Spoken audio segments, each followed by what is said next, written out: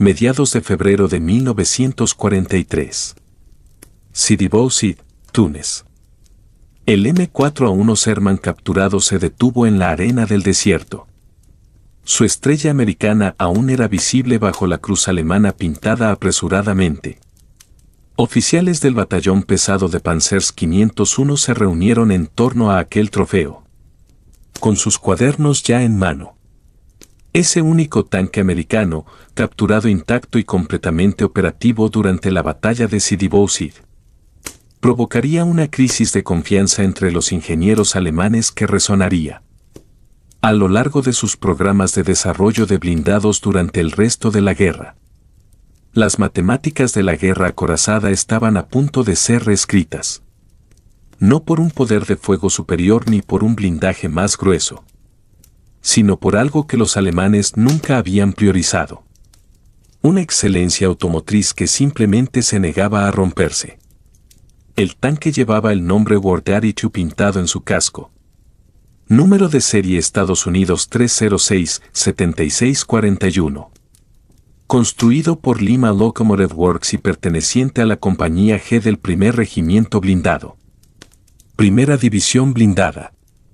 El personal de una unidad de reconocimiento alemana condujo este Sherman a lo largo de 350 kilómetros de terreno norteafricano hasta el puerto de Sfax, en un viaje que duró 4 días y medio. Cada kilómetro revelaba algo que contradecía las suposiciones alemanas sobre la capacidad industrial estadounidense. El motor nunca se sobrecalentó, la transmisión nunca falló. Los mecanismos finales mantuvieron un rendimiento constante. Las tripulaciones de tanques alemanes, acostumbradas a frecuentes detenciones mecánicas incluso en trayectos cortos, observaban con creciente inquietud cómo este vehículo enemigo simplemente funcionaba, sin quejarse, a través de terrenos y condiciones que habrían inutilizado su propio equipo. En el puerto, World War II fue cargado en un buque de carga con destino a Alemania. La oficina de armamento del ejército había emitido órdenes explícitas. Aquel tanque debía llegar al centro de pruebas de Kummersdorf intacto y operativo. La inteligencia alemana había recibido informes fragmentarios sobre la producción de tanques estadounidense. Pero ver el vehículo físico convirtió aquellas cifras en realidades que los números sobre el papel nunca habrían transmitido. El Sherman representaba una producción en masa a una escala que Alemania no podía igualar. Construido bajo principios de ingeniería automotriz que Alemania aún no había dominado. Mientras el barco avanzaba hacia el norte a través del Mediterráneo, los ingenieros de la Wehrmacht preparaban protocolos de prueba que revelarían verdades que habían sido reacios a enfrentar sobre sus propias limitaciones y las capacidades de los estadounidenses. Primavera de 1943. Kummersdorf, campo de pruebas. Brandenburgo, Alemania. Wardaddy 2 descendió del vagón de transporte con la designación Schutzfahrzeug 259 y matrícula alemana WH 058941. Los ingenieros de prueba ya habían trazado mediciones de grosor de blindaje y ángulos en cada superficie del tanque, marcándolo con anotaciones precisas para su exhaustivo programa de evaluación. El campo de pruebas del ejército alemán en Kummersdorf, ubicado a 25 kilómetros al sur de Berlín, servía como la principal instalación de ensayo para el equipo alemán y aliado capturado. Allí, meticulosos ingenieros medían, probaban y analizaban todo, desde la tensión de las orugas hasta la eficiencia de la transmisión, documentando sus hallazgos en extensos informes técnicos. El Sherman estaba a punto de someterse al examen automotriz más completo que la ingeniería alemana pudiera concebir. Los ingenieros de prueba alemanes realizaron la inspección inicial con equipos de especialistas de múltiples ramas técnicas. Fotografiaron cada componente desde docenas de ángulos. Midieron cada holgura con instrumentos de precisión. Y documentaron técnicas de construcción que parecían asombrosamente simples. en comparación con los métodos alemanes. La transmisión captó de inmediato la atención de los especialistas en trenes de potencia. Mientras los tanques alemanes empleaban engranajes de corte recto que requerían tolerancias precisas y mantenimiento frecuente. El Sherman utilizaba engranajes helicoidales en forma de espina de pescado, que distribuían la tensión a través de múltiples dientes simultáneamente. Este diseño, estándar en la manufactura automotriz estadounidense desde los años 30, proporcionaba una durabilidad excepcional con requisitos mínimos de precisión. Los ingenieros alemanes habían considerado esos engranajes demasiado difíciles de producir en masa, dadas sus capacidades industriales y el nivel de capacitación de su fuerza laboral. Los estadounidenses, en cambio, los fabricaban por miles. Las pruebas comenzaron con ensayos automotrices básicos destinados a poner a prueba cada sistema mecánico bajo condiciones controladas. Los ingenieros condujeron el Work-Darry 2 por circuitos de obstáculos, diseñados para replicar condiciones de combate, midiendo el consumo de combustible, monitoreando la temperatura del motor y registrando el comportamiento de la transmisión en diversas cargas y tipos de terreno. Tras cada prueba, desmontaban componentes para examinar los patrones de desgaste, buscando signos de tensión, lubricación deficiente o debilidades de diseño. Los resultados contradecían todo lo que la doctrina alemana de tanques daba por sentado sobre los compromisos necesarios entre rendimiento y fiabilidad. El Sherman rendía adecuadamente en todas las categorías y sobresalía en una métrica en la que los tanques alemanes fallaban sistemáticamente: la resistencia operativa sin intervención de mantenimiento. El análisis del tren motriz reveló diferencias filosóficas de diseño que explicaban mucho sobre los enfoques estadounidense y alemán. La transmisión del Sherman contaba con 5 marchas hacia adelante y una en reversa, con sincronización de la segunda a la quinta marcha, eliminando la necesidad del doble embrague durante las operaciones normales. Esto hacía que el tanque fuese casi tan fácil de conducir como un automóvil civil, requiriendo un entrenamiento mínimo para los conductores. Los tanquistas alemanes, por el contrario, debían invertir un tiempo considerable en aprender técnicas de doble embrague y un manejo preciso del acelerador, para evitar dañar sus transmisiones.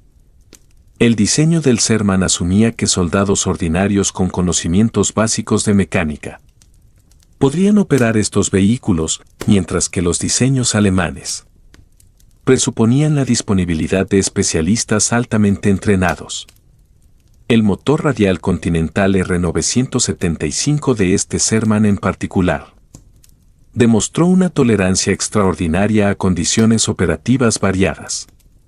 Los ingenieros observaron que el motor mantenía un rendimiento constante en rangos de temperatura que habrían hecho sobrecalentarse o perder potencia a los motores alemanes. El sistema de refrigeración, aunque simple en diseño, resultó sumamente eficaz. El sistema de filtración de aire soportó la arena del desierto, sin los frecuentes atascos que atormentaban a los tanques alemanes en el norte de África. Cada sistema reflejaba una filosofía de diseño pragmática, que priorizaba la funcionalidad práctica por encima de la optimización teórica. 6 y 7 de junio de 1943, Campo de Artillería de Illersleben. El ministro del Reich, Albert Speer, llegó para presidir una importante conferencia de armamento, a la que asistieron líderes de la industria y altos oficiales de la Wehrmacht. El programa incluía pruebas de ascenso por colinas, comparando tanques alemanes y aliados capturados.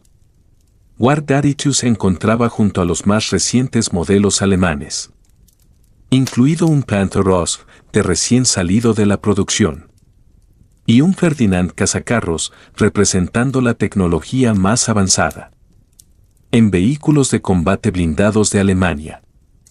Speer, responsable de la producción de armamento y personalmente accountable ante Hitler, Necesitaba comprender qué podía producir la industria americana y cómo se comparaban los diseños alemanes con el equipo enemigo.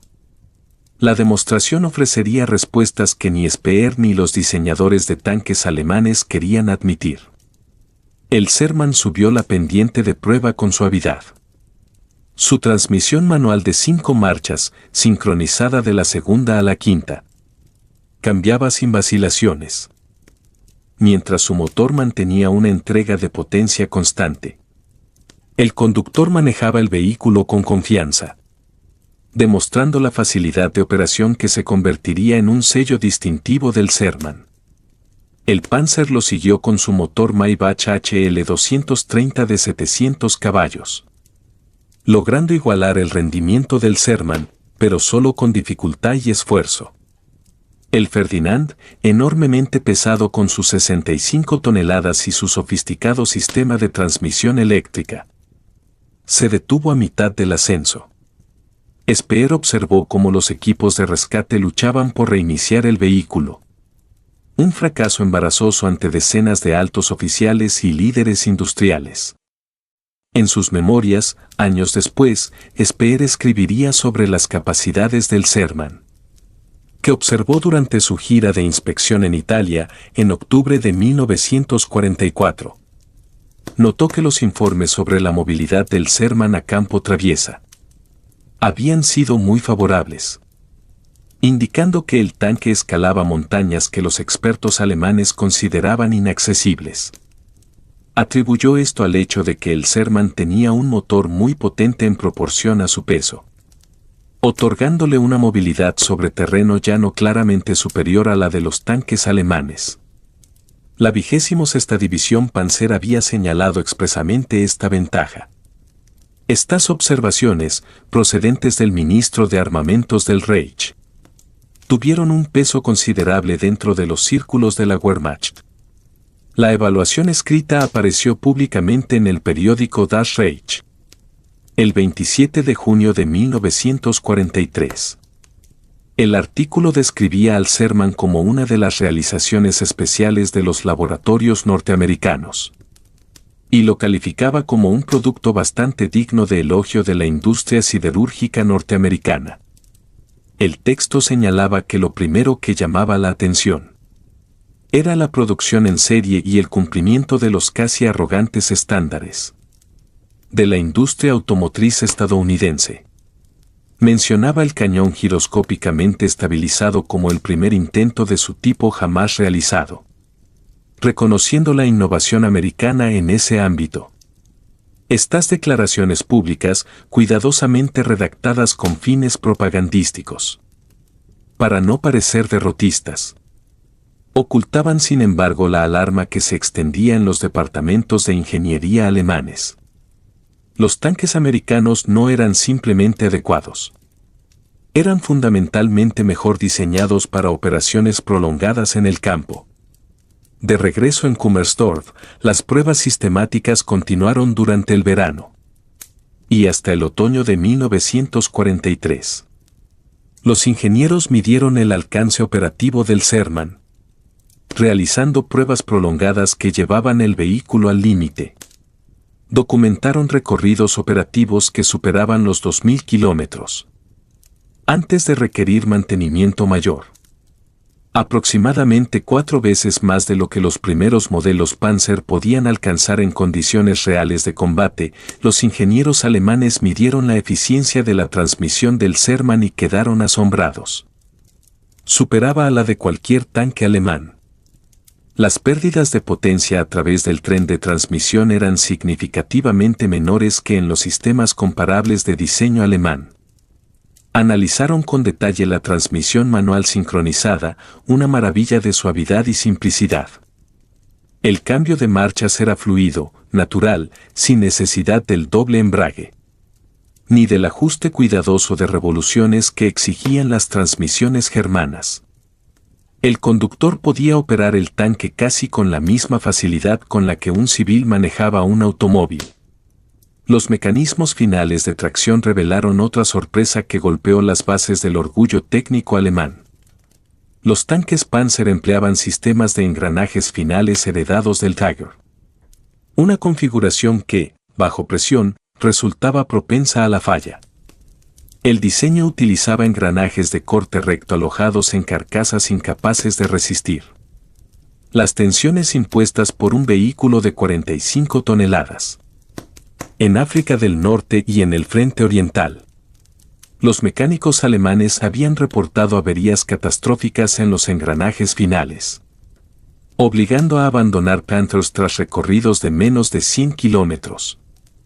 Mientras tanto, los engranajes finales del Sherman, fabricados con los mismos principios de engranaje helicoidal en espina de pescado que su transmisión principal, raramente fallaban, incluso bajo las condiciones de combate más intensas, que destruían componentes germanos en cuestión de horas. Décadas después, los restauradores de tanques encontrarían engranajes finales de Sherman que no requerían restauración mecánica alguna. A pesar de años de almacenamiento, esa durabilidad era testimonio de márgenes de diseño generosos, muy por encima de los requisitos inmediatos del combate. A finales de 1943, Kummersdorf había reunido suficientes datos para elaborar informes internos exhaustivos, circulados entre las ramas técnicas de la Wehrmacht. Estos documentos, destinados a oficiales superiores del ejército y funcionarios del Ministerio de Armamentos, pintaban un panorama sombrío y revelador. El Sherman demostraba una madurez en ingeniería automotriz que Alemania simplemente no poseía, a pesar de su conocimiento teórico y su brillantez científica. Las técnicas de producción en masa permitían tolerancias que los ingenieros alemanes habrían considerado descuidadas en su búsqueda obsesiva de precisión, pero que, paradójicamente, resultaban en vehículos más confiables, capaces de rendir mejor bajo condiciones reales de combate. Las piezas intercambiables significaban que las reparaciones en el campo podían realizarse con herramientas básicas y conocimientos mecánicos elementales, mientras que los vehículos alemanes requerían equipos especializados y precisión de fábrica para la mayoría de sus reparaciones.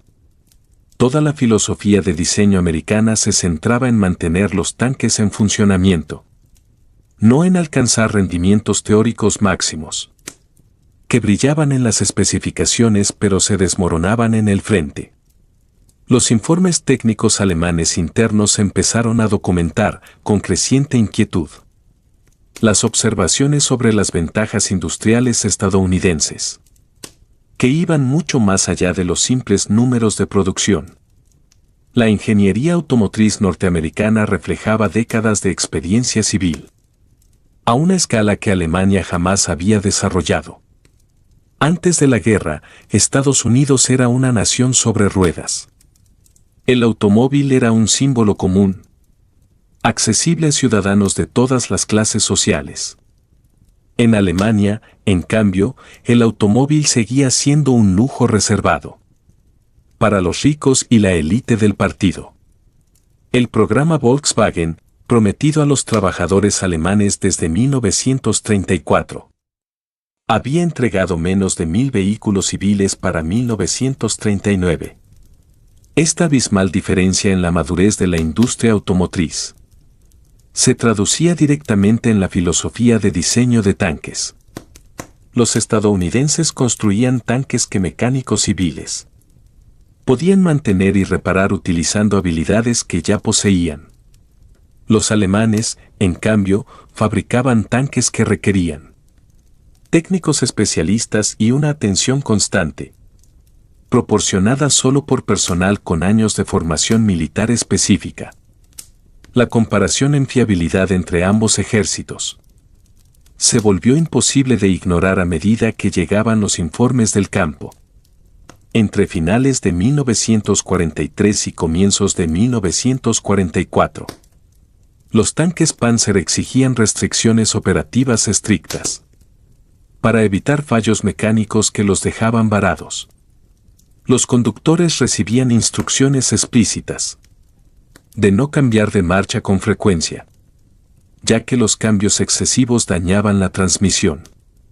La tercera marcha se rompía tan a menudo que los manuales de campo advertían evitar su uso, salvo en casos de absoluta necesidad. Los Panzer no podían girar en reversa, pues eso destruía la transmisión. Las maniobras pivotantes solo eran posibles cuando la resistencia del terreno era igual en ambas orugas, limitando severamente la flexibilidad táctica. Objetos extraños atrapados en el tren de rodaje podían atascar el piñón motriz, requiriendo horas de mantenimiento para ser liberados. Estos problemas existían a pesar de que los Panthers se construían en fábricas especializadas, con materiales de la más alta calidad y trabajadores experimentados. El Sherman, por contraste, había sido concebido por ingenieros automotrices de General Motors, Ford y Chrysler, aplicando principios de producción masiva refinados durante décadas de experiencia en la industria civil. El tanque incorporaba componentes comerciales siempre que era posible, aprovechando cadenas de suministro ya existentes y una base industrial colosal. Su transmisión provenía de múltiples fabricantes: Caterpillar Tractor, Buick y Ford Motor Company, todos construyendo según especificaciones idénticas, con piezas totalmente intercambiables que podían mezclarse libremente, sin necesidad de ajuste alguno. Esa estandarización, rutinaria en la industria automotriz americana, seguía siendo una quimera en la producción de tanques alemana, donde cada fabricante introducía variaciones sutiles que impedían la verdadera intercambiabilidad de partes. A lo largo de 1943 y 1944, más Shermans capturados llegaron a Kummersdorf, procedentes de unidades británicas en Italia y de fuerzas soviéticas en el frente oriental. Cada vehículo fue sometido a los mismos protocolos de prueba, construyendo una base de datos monumental sobre las capacidades de los tanques americanos, a través de distintas variantes y periodos de producción. Los británicos habían modificado algunos Shermans, equipándolos con el cañón antitanque de 17 libras, creando la célebre variante Firefly, que abordaba la principal debilidad del Sherman: su poder de fuego. Los ingenieros alemanes examinaron estos modelos con especial fascinación. Observaron cómo el amplio anillo de la torreta del Sherman permitía acomodar el cañón mucho mayor, con modificaciones mínimas. El Firefly demostró que el diseño original del Sherman tenía un potencial de crecimiento integrado, una previsión que los ingenieros alemanes nunca habían considerado cuando especificaban sus vehículos. El Panzer, apresuradamente introducido en producción para contrarrestar al T-34 soviético, no tenía capacidad para mejoras significativas en su armamento, sin rediseñar completamente la torreta y el chasis. El programa de pruebas automotrices se amplió para incluir ensayos de fiabilidad destinados a reproducir las condiciones reales de combate. Los ingenieros condujeron los Shermans a través de cientos de kilómetros de terreno irregular, registrando cada incidente mecánico, cada requerimiento de mantenimiento, cada fallo de componente. Compararon estos resultados con los informes de unidades de Panther y Tiger en los frentes oriental e italiano. Los números contaban una historia clara y devastadora. Una diferencia abismal en fiabilidad. La disponibilidad operativa promedio de los Panthers se mantenía por debajo del 40% durante la mayor parte de 1943, con algunas unidades reportando cifras catastróficas de apenas 20 a 25%. Hubo batallones Panzer que documentaron periodos en los que menos de 1 de cada 5 tanques era realmente capaz de combatir. En comparación, los Shermans mantenían una disponibilidad operativa muy superior en todos los frentes. Los propios informes de campo alemanes detallaban los problemas de fiabilidad del Panzer con precisión devastadora. En julio de 1943, durante la Operación Ciudadela en Kursk, los Panthers alcanzaron solo un 16% de operatividad, con más tanques perdidos por fallos mecánicos que por fuego enemigo. Para diciembre de 1943, la disponibilidad subió apenas al 37%. En febrero de 1944, permanecía en 37%. Abril de 1944, 50%. Y en mayo de 1944, finalmente, 78%. Estas cifras representaban el porcentaje de Panthers efectivamente aptos para operaciones de combate en cualquier día dado, mientras el resto permanecía averiado, esperando repuestos o reparaciones. Aunque los índices mejoraron gradualmente a medida que se corregían fallas de diseño, ni siquiera los mejores resultados del Panzer se acercaron jamás a la fiabilidad que el Sherman exhibía desde su producción inicial. Para diciembre de 1943, el patrón era innegable para cualquier observador objetivo que examinara los datos. La vida útil del motor diésel del Sherman superaba los 3.000 kilómetros bajo mantenimiento adecuado. El motor del Panzer, incluso después de las mejoras, apenas alcanzaba los 1.000 kilómetros. Aquel conjunto de conclusiones, cifras y observaciones no solo desmontó el mito del tanque alemán perfecto, lo reemplazó con una verdad contundente. El Sherman, construido no para impresionar, sino para perdurar, era el verdadero triunfo de una nación que comprendió que la guerra moderna no la gana quien tiene la máquina más compleja, sino quien tiene la más confiable. Los informes alemanes de marzo de 1944 documentaban con satisfacción que los motores mejorados del Panzer alcanzaban una vida útil de entre 700 y 1.000 kilómetros, presentándolo como un logro técnico notable. Sin embargo, este supuesto éxito apenas elevaba el rendimiento de los motores Panzer a un tercio de la durabilidad de los motores diésel del Sherman. Las transmisiones del Sherman requerían mantenimiento mínimo entre revisiones completas, su sistema de cambios sincronizados hacía que los errores del conductor fueran poco probables y casi nunca resultaran en daños mecánicos. En cambio, las transmisiones del Panzer exigían atención constante y frecuentes reparaciones. Las fallas en la tercera marcha eran tan comunes que muchos conductores aprendieron a evitarla, pasando directamente de segunda a cuarta velocidad para eludir el inevitable colapso de los engranajes. Los mecanismos finales de transmisión del Sherman funcionaban con fiabilidad incluso bajo condiciones que destruían los de los Panzer tras apenas 100 o 200 kilómetros de operación. Los informes de campo provenientes de unidades alemanas que empleaban Shermans capturados reforzaron los datos obtenidos en Kummersdorf, demostrando con la experiencia real lo que los ingenieros ya habían descubierto en laboratorio: los tanques estadounidenses eran increíblemente fiables. Las unidades mecanizadas alemanas, desesperadas por obtener vehículos que no se averiaran cada pocas horas, utilizaban con entusiasmo cualquier tanque americano capturado en condiciones operativas, a diferencia de los T-34 soviéticos, que los alemanes modificaban ampliamente antes de emplearlos. Los Sherman se incorporaban sin alteración alguna, simplemente porque funcionaban perfectamente tal como estaban diseñados. Las tripulaciones alemanas, acostumbradas a una cadena interminable de fallos mecánicos, quedaban asombradas por la fiabilidad de los Shermans.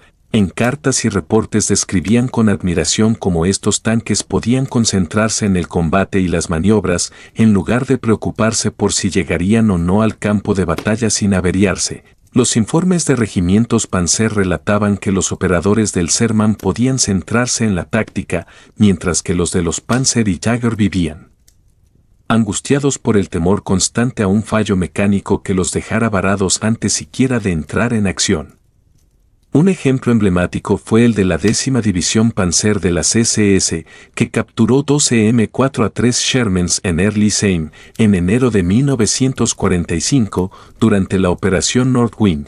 Estos tanques, pertenecientes al 43º Batallón Blindado estadounidense, fueron abandonados intactos durante el contraataque alemán. Los 12 Shermans capturados fueron reorganizados como la 13ª Compañía del 10º Regimiento Panzer SS y combatieron hasta el final de la guerra. Estos tanques fueron utilizados como vehículos de reconocimiento y como reservas móviles, roles que requerían movilidad sostenida sin mantenimiento constante y rendimiento mecánico fiable. Los comandantes alemanes reconocieron entonces lo que los ingenieros de Kummersdorf habían comprobado años antes: los tanques americanos funcionaban cuando se los necesitaba. Esa confiabilidad, más que la potencia de fuego o el grosor del blindaje, se convirtió en el factor decisivo en los últimos meses del conflicto. Un Sherman que llegaba al campo de batalla con su cañón operativo valía infinitamente más que un Panzer con un cañón superior pero averiado 20 kilómetros detrás de la línea de combate. En enero de 1944, a medida que las fuerzas de la Wehrmacht se replegaban en múltiples frentes, nuevos equipos capturados llegaron a Kummersdorf y los programas de prueba se ampliaron. Los ingenieros examinaron el M4A1 con motor radial Continental R975, registrando sus características y comparándolo con otras variantes. Evaluaron también el M4A2 con doble motor diésel General Motors 6046, destacando su eficiencia de combustible superior y su comportamiento operacional distinto. Asimismo, estudiaron el M4A3 con motor Ford GAV8 de gasolina, considerado por las tripulaciones estadounidenses como la mejor planta motriz del Sherman, sin importar el modelo. Todos los tanques demostraron el mismo principio fundamental: una fiabilidad automotriz excepcional, fruto de ingeniería sólida y procesos de fabricación de alta calidad. La consistencia entre variantes impresionó profundamente a los ingenieros alemanes. Acostumbrados a enormes variaciones de calidad entre los vehículos supuestamente idénticos producidos por distintos fabricantes en Alemania, en particular, el M4A2 diésel causó admiración. La Unión Soviética había recibido 4.102 unidades de este modelo a través del programa de préstamo y arriendo, y muchos de ellos cayeron en manos alemanas durante las retiradas en el frente oriental. El motor diésel WGM6046 ofrecía un rendimiento equiparable a cualquier otra variante del Sherman, pero consumía considerablemente menos combustible, una ventaja crítica en una Alemania cada vez más asfixiada por la escasez energética. Los ingenieros alemanes habían experimentado con motores diésel para tanques, pero abandonaron el esfuerzo debido a la complejidad de los sistemas de inyección y las dificultades de producción. En cambio, la industria estadounidense producía Shermans diésel y de gasolina en paralelo, sin afectar los plazos de fabricación, demostrando una flexibilidad industrial y sofisticación tecnológica que Alemania jamás logró bajo las condiciones de guerra. En marzo de 1944, el general Heinz Guderian, inspector general de las tropas Panzer, informó oficialmente que las mejoras introducidas en el Panzer habían alcanzado estándares aceptables. La vida útil del motor se había elevado a 700 a 1.000 kilómetros, y los problemas en las transmisiones finales parecían resueltos gracias a modificaciones de diseño y mejoras en los procesos de fabricación. Pero esta supuesta victoria solo igualaba el nivel de fiabilidad que el Sherman había alcanzado desde su producción inicial en 1942. Así, el ejército alemán celebraba haber alcanzado un estándar que los estadounidenses habían superado 2 años antes, una demostración dolorosa del retraso en el desarrollo de sus vehículos blindados. A medida que la guerra avanzaba, la situación industrial alemana se deterioraba rápidamente, la escasez de recursos y los bombardeos estratégicos aliados golpeaban los puntos neurálgicos de la producción de Panzer y Jäger. La noche del 27 al 28 de abril de 1944, la Royal Air Force lanzó un devastador ataque con 322 bombarderos sobre la planta de motores Maybach en Friedrichshafen, descrito en los archivos del Imperial War Museum como el golpe más destructivo a la producción de tanques alemanes durante toda la guerra. La incursión también arrasó con la fábrica de cajas de cambio ZF adyacente a la planta de motores. La producción de motores y transmisiones quedó totalmente paralizada durante 6 meses. Cuando finalmente se reanudó en noviembre de 1944, la calidad había colapsado. El uso masivo de mano de obra esclava, mientras los trabajadores alemanes eran enviados al frente, introdujo sabotajes deliberados, filtros de cigarrillos obstruyendo conductos de aceite, juntas mal colocadas, piezas ensambladas sin las tolerancias adecuadas. Nada de esto ocurrió en la producción del Sherman, segura en fábricas estadounidenses alejadas de la guerra, operadas por obreros bien remunerados y motivados, trabajando bajo condiciones humanas. La diferencia fundamental entre la producción de tanques estadounidense y alemana no residía en el conocimiento técnico, sino en la capacidad industrial y la filosofía de diseño. Los ingenieros alemanes poseían tanta comprensión teórica como sus homólogos americanos, pero no aplicaban esos principios con consistencia. En lugar de priorizar la fiabilidad, se obsesionaban con prestaciones espectaculares sobre el papel. El Panzer, con su potente cañón de 75 mm KWK-42 y su grueso blindaje frontal, sufría un sistema motriz sobrecargado incapaz de sostener con fiabilidad las 45 toneladas del vehículo. El Tiger, temido por sus capacidades, requería mantenimiento constante y técnicos altamente especializados. Estas compensaciones podrían haberse aceptado si la industria alemana hubiera podido producir suficientes unidades y repuestos para mantenerlos operativos, pero no fue así, especialmente bajo el fuego aliado y la escasez de materiales. Los ingenieros estadounidenses, formados en la tradición de la producción automotriz masiva, diseñaron tanques fáciles de fabricar por decenas de miles y fáciles de mantener por mecánicos con conocimientos básicos. El sistema de propulsión del Sherman empleaba componentes probados en vehículos comerciales, con principios de diseño tomados directamente de la industria automotriz y de camiones. Su sistema eléctrico incluso incluía un generador auxiliar capaz de mover la torreta aún con el motor principal apagado, una característica que a los diseñadores alemanes les parecía un lujo innecesario, hasta que se demostró vital en combate. Los tanquistas alemanes solo podían soñar con tales ventajas, especialmente aquellos que habían experimentado el fallo total del giro de la torreta cuando el motor se detenía en una pendiente. Estas innovaciones nunca aparecieron en las especificaciones técnicas alemanas porque sus diseñadores nunca las consideraron prioritarias frente al grosor del blindaje o la potencia del cañón. Para la primavera de 1944, las unidades de la Wehrmacht en todos los frentes reportaban problemas mecánicos crecientes, agravados por la degradación de la calidad de fabricación y la falta de repuestos. Los Panthers debían ser transportados por ferrocarril para recorridos de más de 100 kilómetros, pues sus transmisiones no resistían los desplazamientos prolongados.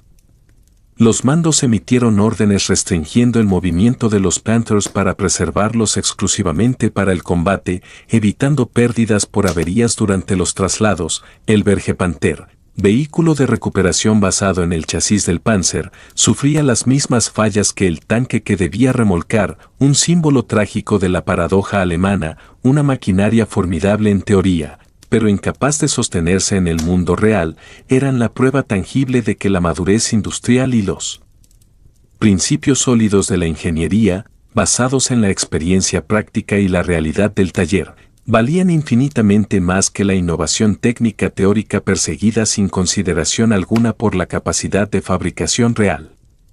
Los diseñadores de tanques alemanes persiguieron especificaciones avanzadas creyendo que la superioridad tecnológica podía compensar sus desventajas materiales y su inferioridad numérica. Se equivocaban. Los ingenieros estadounidenses, por el contrario, construyeron vehículos fiables porque comprendían, tras décadas de experiencia dura en el mundo automotriz, que la logística, La facilidad de mantenimiento y la disponibilidad sostenida eran los factores que decidían la victoria en una guerra mecanizada moderna. Ellos tenían razón. Y su enfoque resultó decisivo. La brecha de fiabilidad entre el Sherman y los tanques alemanes no solo transformó el modo en que se libraba la guerra blindada, sino que moldeó profundamente la comprensión moderna del poder industrial militar y su papel determinante en los conflictos contemporáneos. Alemania había entrado en la Segunda Guerra Mundial con ventajas técnicas evidentes en muchos sistemas de armas. Poseía conocimientos científicos avanzados y una pericia de ingeniería que superaba a la mayoría de sus adversarios. Sin embargo, le faltaba profundidad industrial y sofisticación manufacturera para mantener esas ventajas a través de una producción masiva sostenida, especialmente mientras combatía simultáneamente en varios frentes. Los Estados Unidos, en cambio, iniciaron la guerra con armas que, en muchos aspectos, eran menos sofisticadas técnicamente, pero contaban con una capacidad industrial colosal para fabricarlas en cantidades abrumadoras, mejorando constantemente su calidad, fiabilidad y rendimiento con base en la retroalimentación del combate. Este enfoque industrial, perfectamente ejemplificado por el diseño y la producción del tanque Sherman, resultó mucho más eficaz que la refinada pero limitada sofisticación técnica alemana, aplicada a una producción artesanal y de pequeña escala.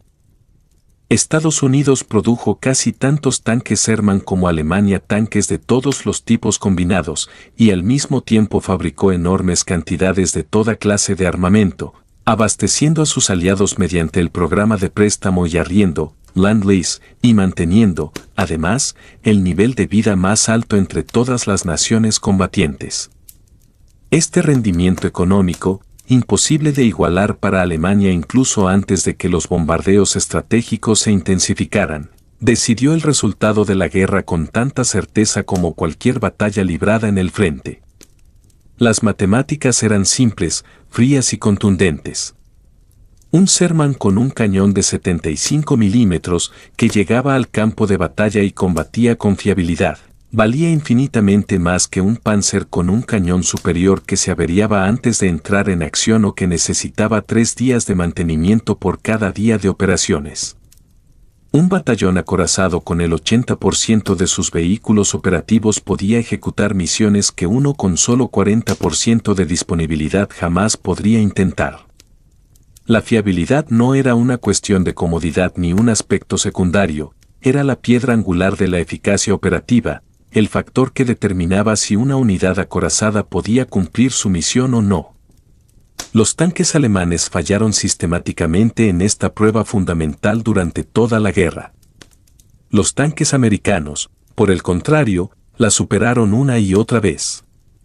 Las pruebas de Kummersdorf lo habían demostrado más allá de toda duda razonable ya a mediados de 1943, incluso cuando los comandantes alemanes seguían desplegando Panthers y Tigers que, aunque impresionantes en sus especificaciones y temibles en apariencia, no podían garantizar su funcionamiento cuando más se los necesitaba.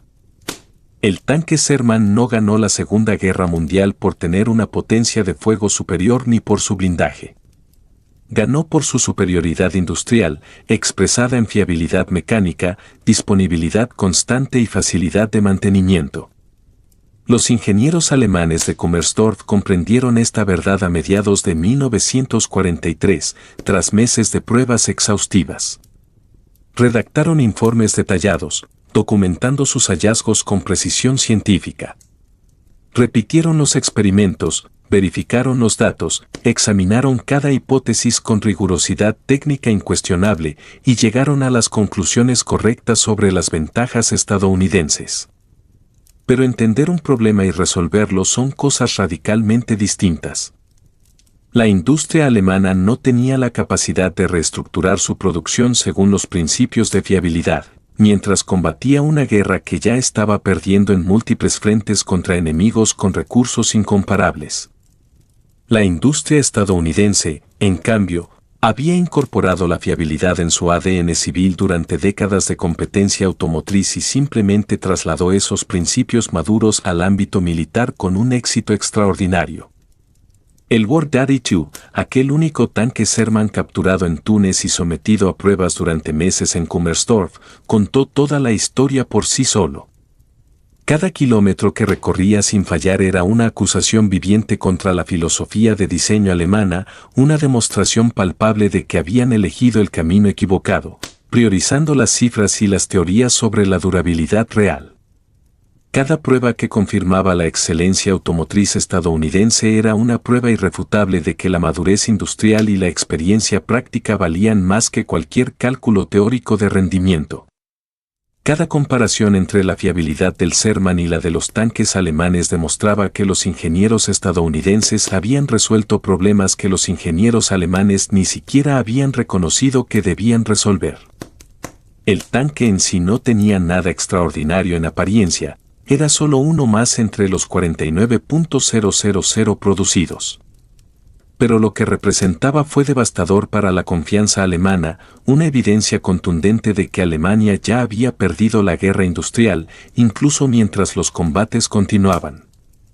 El Sherman fue la encarnación del hecho de que la capacidad productiva estadounidense era inalcanzable, sin importar la brillantez técnica o la pericia táctica alemana. Era el triunfo de la realidad industrial sobre la perfección teórica, de la constancia mecánica sobre el orgullo ingenieril y, en última instancia, del pragmatismo sobre la arrogancia tecnológica.